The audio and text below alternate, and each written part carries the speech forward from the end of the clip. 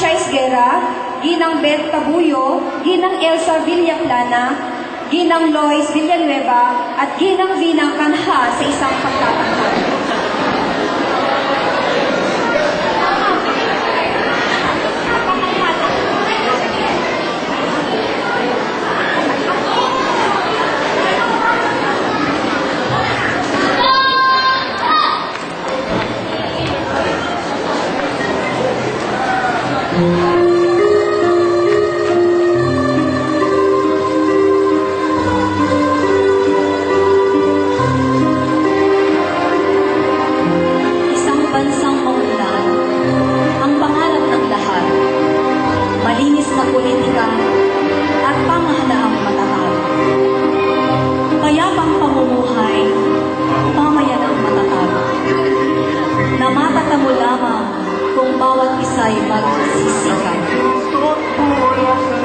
May Tagaluzon,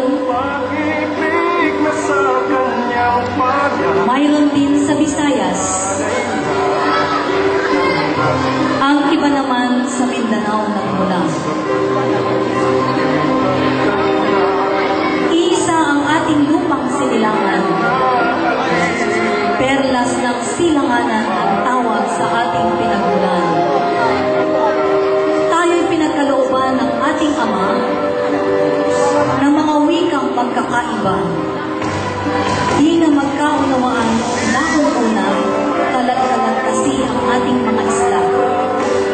Mabuti na lang isang Pangulong dakila na si Pangulong Manuel L. Quezon sa ating mahal na bansa ang naging biyaya.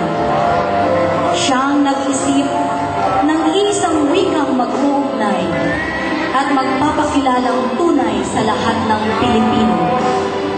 Sa dinami-dami ng dialekto sa ating bansa, may Ilocano,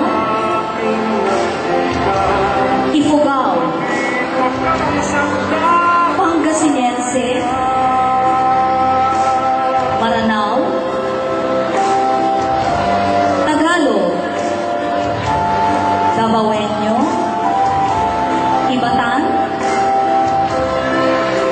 at iba pa. Wikang Filipino pa rin ang piniling italaga upang gamitin ito at ipagmalaki sa mundo. Ayon kay God Jose Rizal, ang taong hindi marunong magmahal sa sariling wika ay higit pa sa hayop at malansang isda.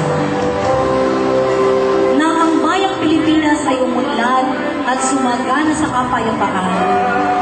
Pakatandaan, ang wikang Filipino'y damdamin ng bayan noon, ngayon, at bukas. Tumayo po tayong lahat para sa pambansang awit na pangungunahan ni Ginang Vina Kanha. Ang pag-ibig, pwede siya